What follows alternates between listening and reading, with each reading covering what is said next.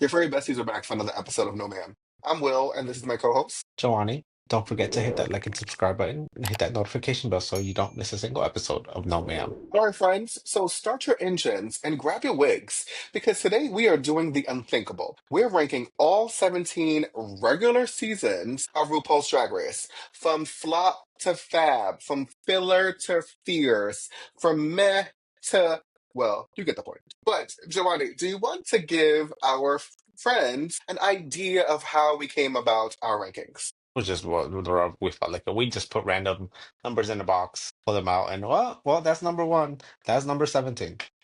No, in all seriousness, there was a few things we kind of gave our like some parameters we gave ourselves. One was the overall cast. How do we feel about them post season, I guess, or like even throughout the season? Like, are they girls we are really big fans of? And again, this is the cast as a whole.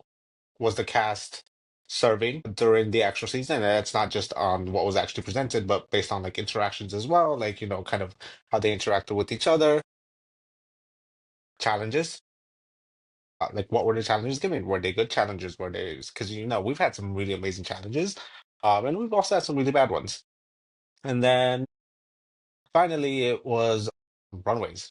How memorable were the runways and lip syncs, honestly? Um, Oh yeah, it really comes down to all of that. And just honestly, overall, who gave us the sensation? Pretty much. It's very much that. Very Yes. much on the sensation.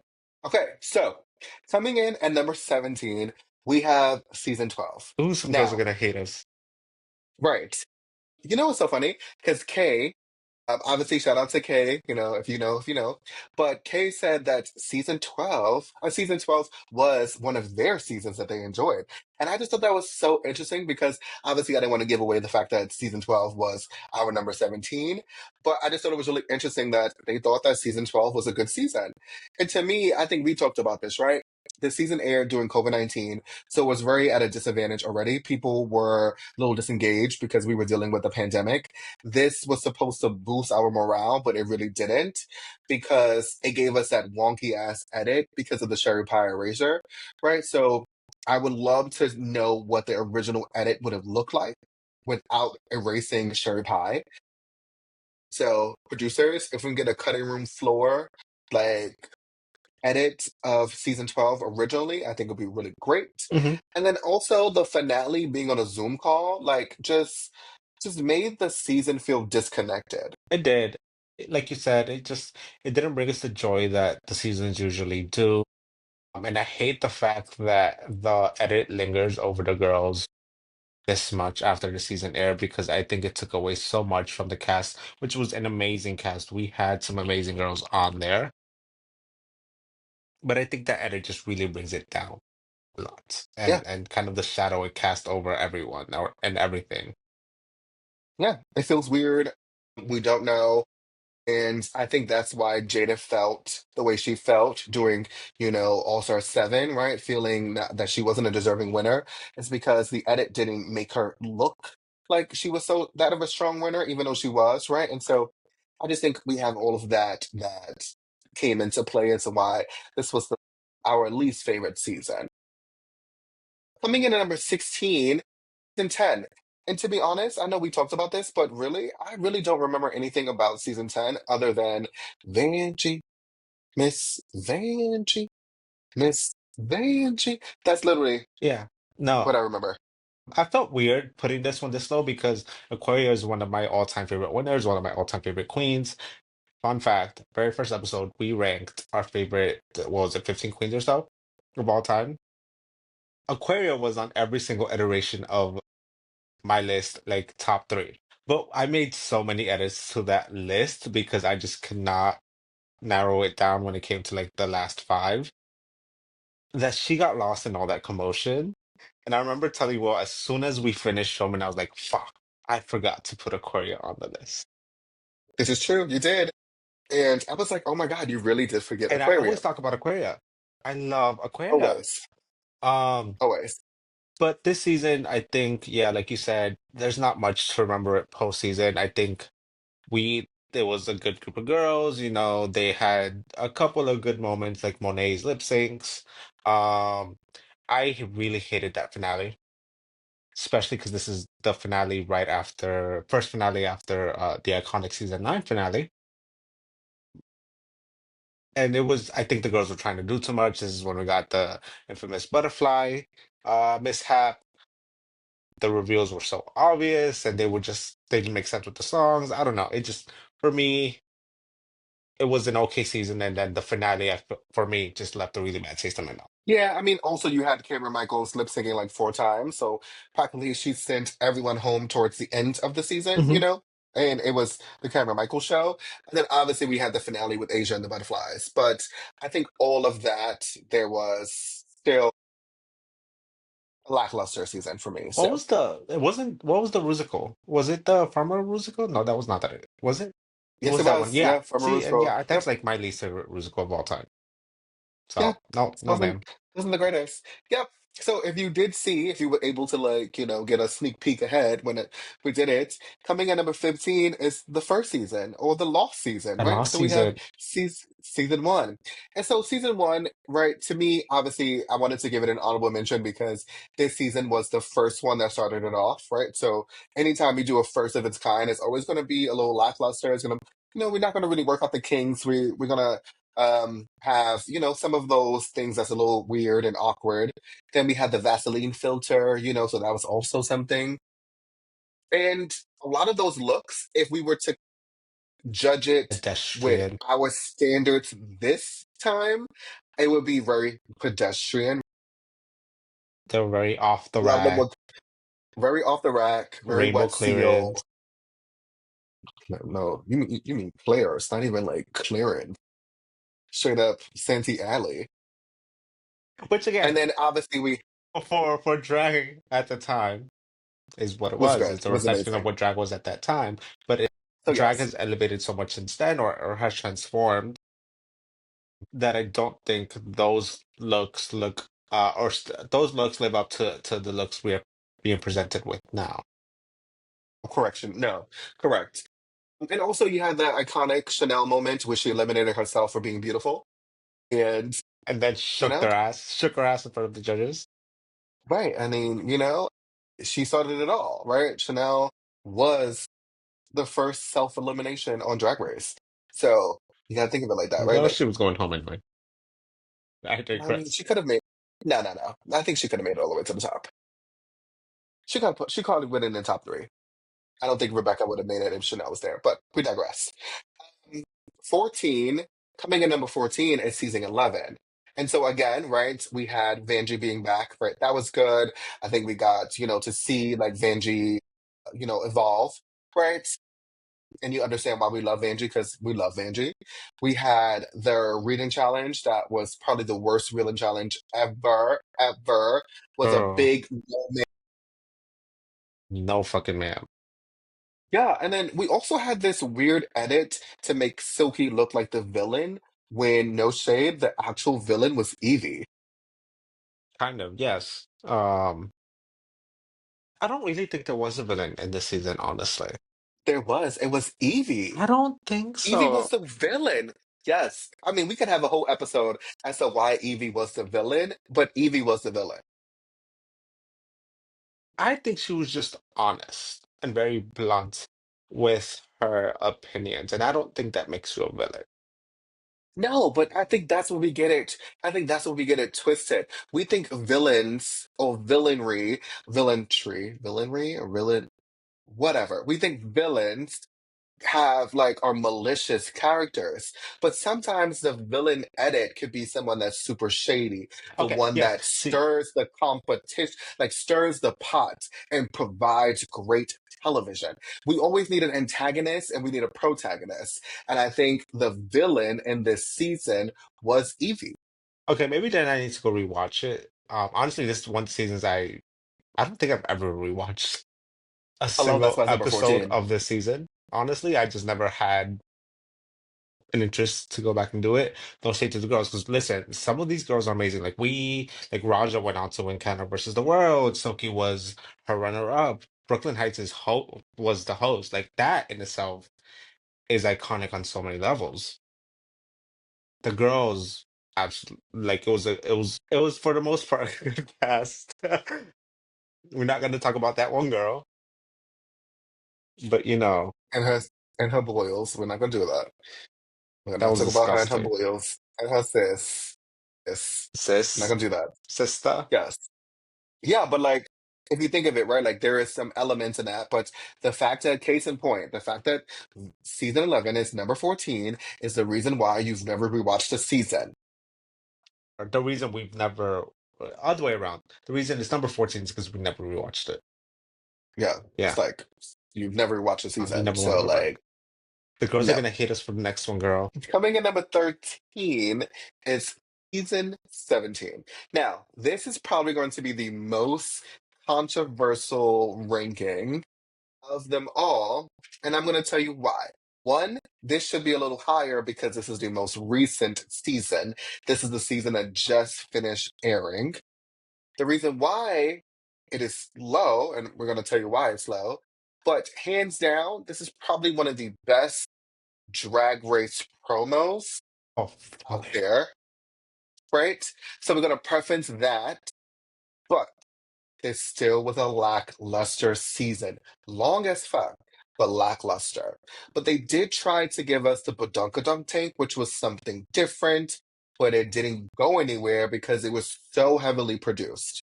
That and it was like I felt like everybody forgot about it as soon as it like after everybody saved, nobody even remembered that had happened. The lip syncs this season were not given at all. Some of the worst lip syncs we've Everybody, seen. No everybody, shade. everybody kept losing their wigs, Keep your child. fucking ways on.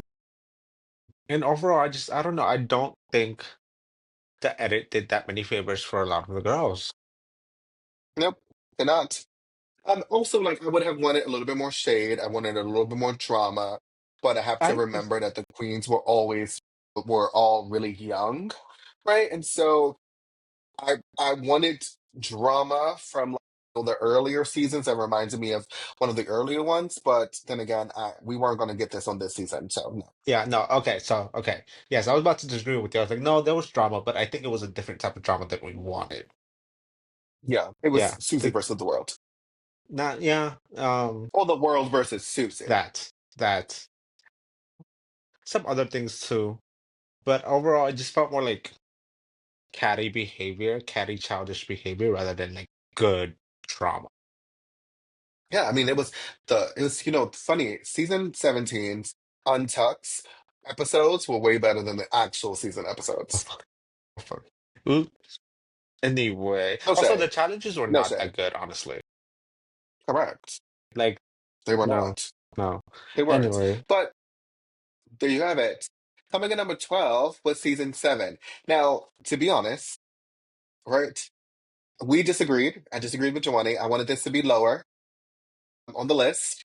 Right. To me, there was nothing about this season that stood out to me except for the fact that that Kennedy did not make the top four, which I thought, being so consistent and her being Kennedy Davenport, I thought her being in the top four would have been really great. And the fact that they eliminated her and made the top three, I was like, wow, okay, that's shady. Besides that, between Jaden Dior Fierce and Candy Ho, that lip sync to Break Free with Ariana Grande, like that was amazing. Hands Candy Ho down, that was and good. but like I think there was some other really good lip sync. Like any first of all, any Candy Ho lip sync, the bitch ate. She should have been a lip You sync also had assassin. Raw between Katya and Kennedy Davenport. That literally, if you saw our top, like our lip sync assassin episode, then you know that lip sync is in our top 10, like favorite lip syncs ever. Hands down, one of the best ones. But besides that, it was a lackluster season for me. I really like the runways this season. Like Violet Chachki, Fame, Pearl, I thought they brought it, which is one of the reasons I kind of wanted it a little bit higher. Everyone else was kind of, well, Max also was really good. Everyone else was kind of meh. I think the season gets more hate than it deserves. But I think it was just the wrong cast for the wrong challenges. Yes. I don't think it was an ensemble. I don't think that it was cohesion. I yes, I thought it was a melting pot of a lot of different types of drag queens on a season that, yeah, I just wasn't given what it needed to be given. Yeah, no. All right, coming in at which I also think will probably be a really controversial pick. Number 11 is season 16. Now, obviously, this season is also fairly new, right? Like, this is a season that we had last year. But this also was a really long season for, I think, no reason too. And Saphira dominated the whole entire season. Like, she dominated it. We had Plain Jane was the villain that we needed. It was very refreshing to have a villain like that's super shady, like Plain, but also can back it up too, because normally the villains sometimes are like good for television, but shitty in the challenges. And Plain kind of put that on its head. She was like, bitch, I'm still good in the challenges, but I'm also a shady bitch, which was really great. Then we had, Morphine and Maya throwing shade at each other, which provided that necessary reprieve that we needed. Like, yes, the Miami girls going at it. I thought it was good. And then you had your hints of like randomness, like the plasmas who would come in and be really shady. Like, and we'd be like, girl, what are you doing, plasma? Like, what's happening? Yeah. But it was just long. Yeah, it felt really long. Some of the girls' edits were, I think, weird, especially Nymphia's. I don't think they really set her up to be like a winner the way they've set up some of the other queens. Um, it's eh, that's all I have to say. Yeah. Yep. Coming in at number 10, we have season 15. Now, same with 16, right? Except for this edit made it seem like Sasha Colby didn't dominate the season, which I thought was a weird choice because we all knew that Sasha dominated the season. So the fact that they try to play it like Sasha is like demure, like no, Sasha is a bulldozer. Sasha dominated the season. Give sis her credit. She dominated. Yeah, and I think this season had some amazing lip syncs, like Sasha, Anitra, Marsha, Jan, like they all ate up every single time they had to lip sync. I really enjoyed a lot of the challenges. That Rusical challenge is honestly my favorite, one of my favorite musicals of all time. You like wig loose? I love You know how I Wigloos. feel. You know how I feel. So I Wigloos? think the sound of Rusical. I think the sound of Rusical. I think the sound of Rusic is better than Wigloose. No, no, ma'am. Girl Argue with your mother. is No, Girl no. is the best Rusical song ever. I think it is. Fuck, what's the name of the song? Fuck, I'm singing it in my head and I You can't talk think about the Anitra. name. You talking about Anitra's part? No, not Anitra's Anitra's part. part was No, cute, no, not Anitra's but part. I'm talking about Mistress and Lucy LaDuca's part. Give us our drag ball. I thought that was cunt. And it made me feel something. Like it just made me like I felt like I could start a revolution after that. Like I was ready to grab a break, girl. Like give us our drag ball listen, that's second to first. Girl. Girl, Plasma, 8 I'm not saying she did it. down. I'm just saying they ate down more. I don't know. I disagree. I disagree. Actually, And that's why it's number 10. I swear, I disagree. Like we teeter-totter between 16 and 15. Like we literally went like this, and it's still like this. And it's for exactly the same thing. The Rusical. You love Wigloos, and I love the sign of but Rusic. I also love the drama in season 15 more like between Lux and Mistress just coming for the girls left and right. Yeah. But also Yeah, being yeah. like so unserious about it. I thought that made for great television because Mistress was just having the time of her life. She was just instigating to be a Yes. troll, but she got the girls all riled up, and I love Yes. that. And the fact that everybody underestimated Marsha, and the lip sync. Yes. I I thought that was mean, great. us as New Yorkers, we knew like once somebody got a lip sync against Marsha, they in trouble, girl. And had it been Hello. anybody else other than Anitra, they would have been sent home. Well, Correct. Anitra and Sasha. Correct. Number 9, we have season 13.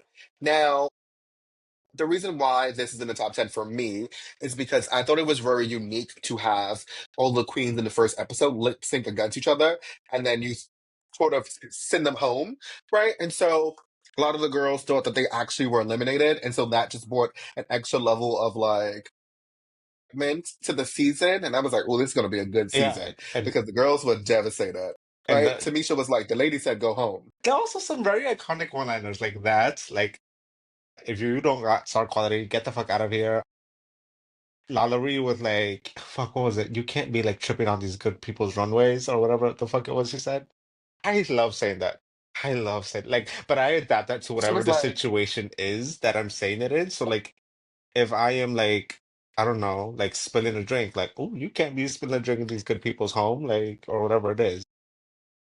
listen, listen. Lala Ree had this thing. It was, I remember because I was watching this in the living room with my grandma and we was cracking up because Lala Ree was like, Lord, bitch. And she was like, oh my God, excuse me, I can't say that. She was like, Lord, girl. Like, that is my favorite moment from Lala Ree. Like, I yes, mean, Lalaurie has so many iconic moments. I think, I mean, a bunch of great queens in this season, but for me, she is the most memorable, and it just comes down to her one-liners and her personality, that charisma.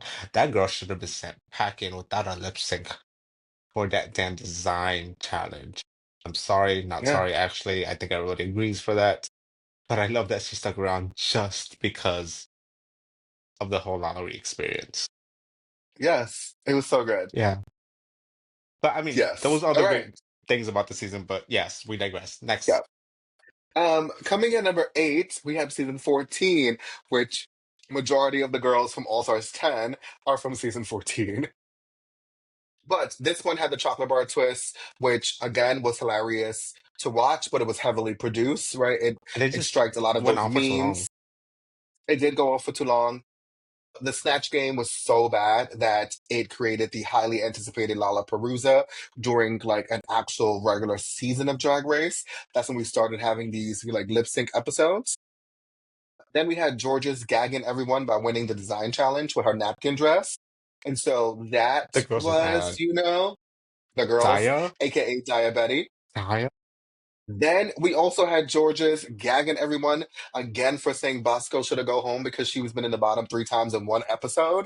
Like, I mean, hello, right? And then I was good sis, Jasmine Kennedy, like, hello, like the lip sync assassin. Like, come on now. And then also Diabetti being the villain of the season. That she was I slightly conflicting feelings about her being the or like her being the villain in general. I thought she was a great villain up until that finale when she was like crying about it. Like, no, bitch, own it, Own it. own it. Speaking Own about it. the finale, that reunion, one of the best reunions ever.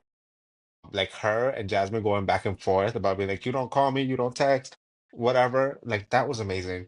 I loved it. And then Orion trying to read the girls during the reunion, and then Ruby like, you want to try it again? She's like, no. No. Yeah, the one good thing she said all Jasmine season. saying, Orion taking off her shoes, and I thought we established this with June. We don't take off her shoes in a lip sync. Like, hello. George is punching the ghost. I just, listen, 14 was just an iconic season in its own right. There's a reason. This is also the first time that we had a top 5 going to the finale and not a top 4. It's the first time they've ever done that as well. So that was also a really good one, too. Yeah, there's also a reason why a lot of this cast is essentially back in why essentially All Stars 10 is a redo of season 14. This is true. This is correct. All right. Coming in number 7, which I'm really sad that it's on number 7, but we have season 8. And so obviously we want to preference this by saying, R.I.P. Chi Chi. But, season 8 is a shame that it's the shortest season we've ever had of Drag Race. Well, The not season I don't think also, yes, ever. yeah, it's the shortest season so far of the regular seasons of Drag Race. Wasn't season one shorter? Season one was longer than this? Yeah, You're lying. I think by like maybe one episode. If it is longer, it's by one episode. Yeah, but like Bob's episodes, like Bob's season was super short. She tells you that all the time. She I goes, know. she has No, one I of know these that. I just always thought like shorter it seasons. was at least 2 episodes longer than season one. Maybe, but I just know it's either season 1 and season 8, they teeter in terms of like a really short season. Yeah. My biggest critique with this season, which is not that it's necessarily a bad thing, because it really was the Bob show, but was the fact that it was the Bob show, and that I feel like kind of cast a shadow over everything and a lot of the girls.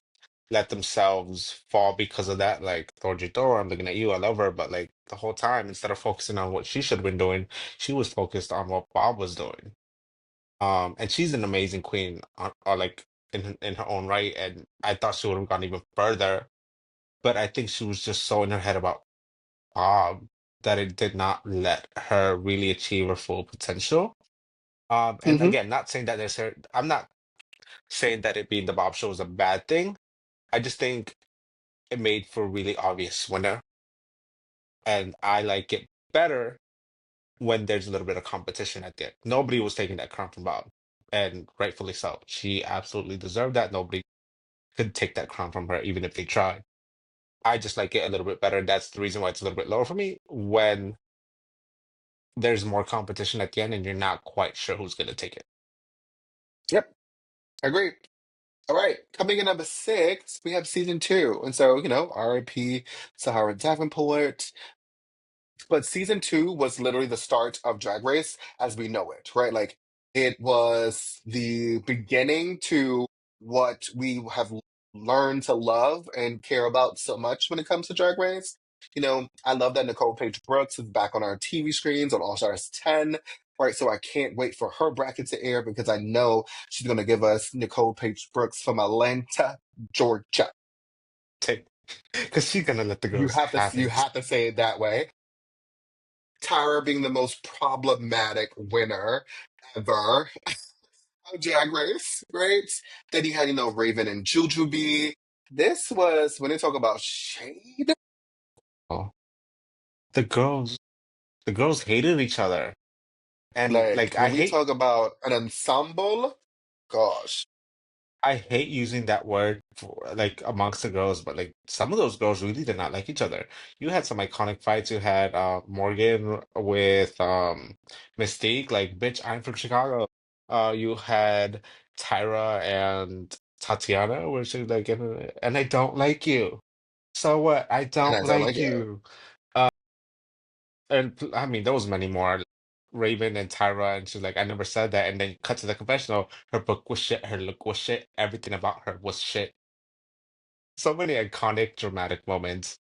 If you want drama, season two is the season for you. Hello. Oh, I was just like, we were just conversating. And Juju was like, converse.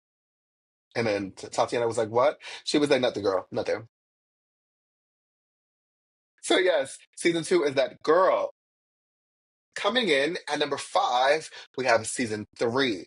Now, season two and season three for me is very much like the same when it comes to the level of shade. I think season two and season three, in terms of like shade, in terms of the quality of the drag queens, I think to me they're on the same par. So they can either go either way. I wouldn't have been upset if either one was in front of the other.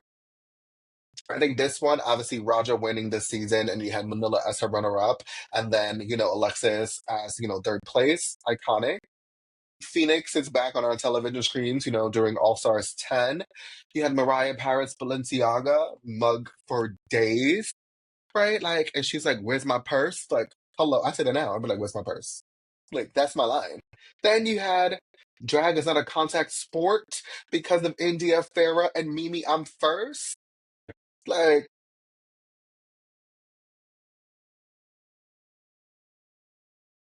But what I think for me, what slightly elevates this over season two is I feel like this is the season that really started to transform the runway presentations of Drag Race. And this is why we know Drag Race, in terms of fashion, is what it is now. We had Manila, we had Raja, we had Alexis, we had Yara, really giving us something different than any other girls before them.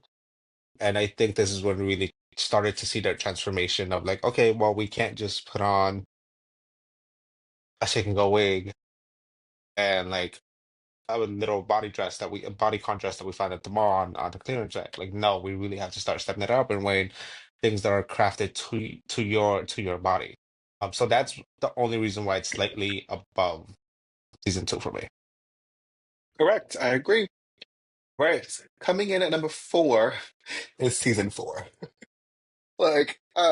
But it's sad that we have to say, but RIP Jiggly Caliente, Jiggly. was a force in the New York City, drag scene. Obviously, she is iconic and it is, somebody that we truly miss. I know that she's looking down on us, like laughing at these recaps. I'm sure she feels all the love that people has been sending her, all that stuff. So like, but we just wanted to give Jiggly like a shout out Yeah. because she deserved that. And she But was such a wonderful human um, being, both inside and out. of course, yeah, Like, yeah, so yes. we'll miss you, girl. Now, season four, right, is a contender for a really great season for sure, right? Like it's crazy because when we did the rankings, we knew what our top five was, and we didn't deviate from the top five. The top five never changed. It was The other everything ones else. changed, but like the top five stayed the top five. We didn't worry about the top five, which was so funny to me. This one, we had Willem, we had Sharon Nars? Needle, we had Fifi, right? This was Drag Race. This was TV. This season gave us television. Yeah. And one of the best lip syncs of all. I think single-handedly the best lip sync performance ever with Dita Ritz. This will be single-handedly the best performance, the best lip sync performance on Drag Race ever. So, hands down. Yes. Yes. Solo performance. So that Right? Because we have to say it solo. wasn't the best lip sync, but it was the best solo performance from a drag queen That on is RuPaul's high Drag drag Race. at its finest. Again, a whole list of iconic quotes that came from that season. I think the challenges were really fun. That wrestling challenge, I need that brought back. I need to do that again. I love that first like a photo shoot challenge of them spinning around and the girls falling and with them be like, "No, bitch, I'm a professional. I'm not gonna fall." I loved everything about the season. Some of my favorite queens of all time. Well, not some. My Willem is like top three for me. So I will always Yes. remember this fondly and the drama that she unintentionally created on that season because the girls did not like her.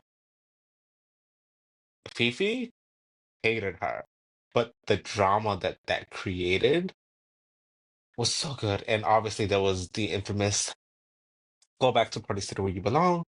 So iconic. I loved Listen, everything about the listen. season. Your tone is very pointed right now. So Is the carpet that's comfortable? Or was it, is like the floor comfortable? Whatever it was. Iconic. Bar Queen? what else? Can you tell us about a time in which, somebody was ugly? Yeah, I looked over to Fifi and she is ugly and I'm I'm okay okay with with that. it. Or the finale when Willem gives Rue the sticker. She's like, "It's scented. Go ahead and scratch it." And she scratches it. She's like, "Yeah, it's scented like a sticker." I love that moment. I think that is so fucking funny. Uh, Yes. Okay, so now we're getting into the top three. All right, coming in number three is season five. Now, this season really upped the ante on production value, right? We had such an iconic cast. Many of our favorite drag queens are a part of season five, right? From the shade with Alyssa and Coco, the lip syncs. This season is one for the books. mhm. Absolutely. I mean, Alaska Talks. That was iconic in its own right. Again, so many iconic queens that they hit, such like to the redo with All Stars 2. I thought the season was everything. The whole season essentially being Jinx versus the world, I thought was great. It created, I think, the best underdog storyline we've ever had on Drag Race, period. I Hands loved it. down. Also, the drama between Coco and Alyssa was amazing. The challenges, again, were really fun. Like that, the telenovela challenge, where with them trying to do the orgasm, hilarious. I Oh love my that. God.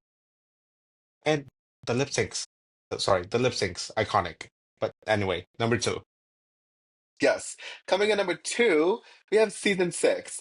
So now here is where number two and number one is where we had a bit of a little like debate. And I think I won the debate because I think I won. But I would have been upset if either this one was one and our number one was number two. Either way, I think it would have been fine. No, I'm lying. I would have been upset if number one wasn't number one. But season six, hands down, is the best promo out of any like regular season of RuPaul's Drag Race. Like, hands down, best promo there is. Like, nobody beats it. Um, this is the very strong. This is probably this one of the strongest top threes that we've had uh, on RuPaul's Drag Race, where it was at one point any one of them could have won. This could have had our first double crowning if we wanted to be technical and be honest. It could have had It it. was the first Would time it that, have? It wasn't going to happen, but could it have happened? Yes. yeah, it was the first time they ever filmed a double crowning between Bianca and Adora. And I mean, we can go into a whole episode about how I thought that was extremely disrespectful to Courtney, but that's a whole separate thing. Courtney is one of my favorite queens of all time. I wanted her to take it. I knew she wasn't because let's face it, she was going up against Bianca, and that was an uphill battle, girl.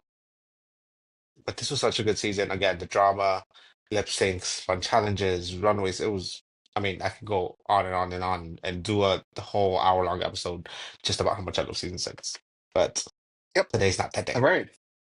Nope. So now coming in number one is actually my favorite season, but this season is so good, and that is season nine.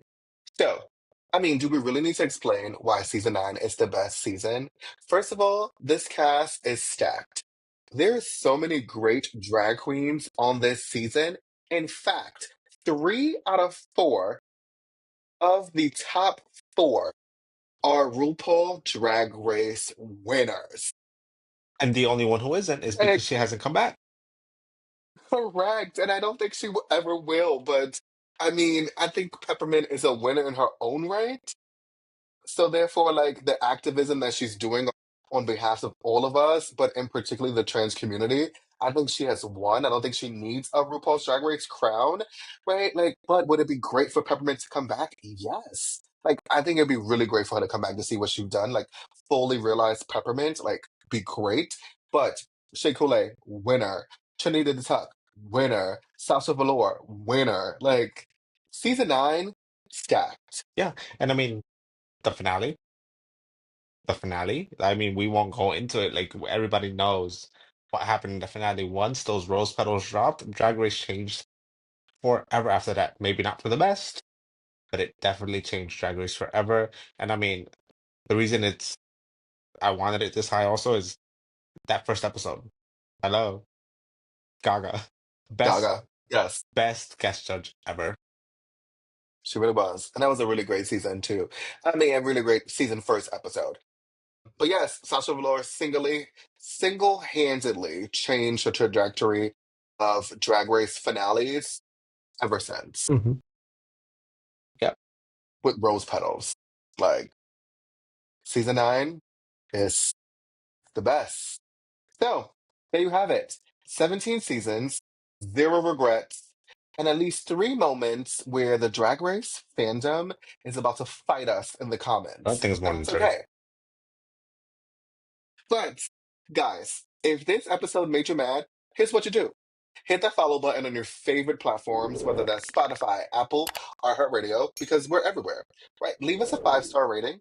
Drop your favorite moment in our DM or comment below. We're dying to hear you, and you just may be a part of the conversation on the next episode. Now, this is No Ma'am, where real talk meets legendary energy. Until next time, friends. Bye.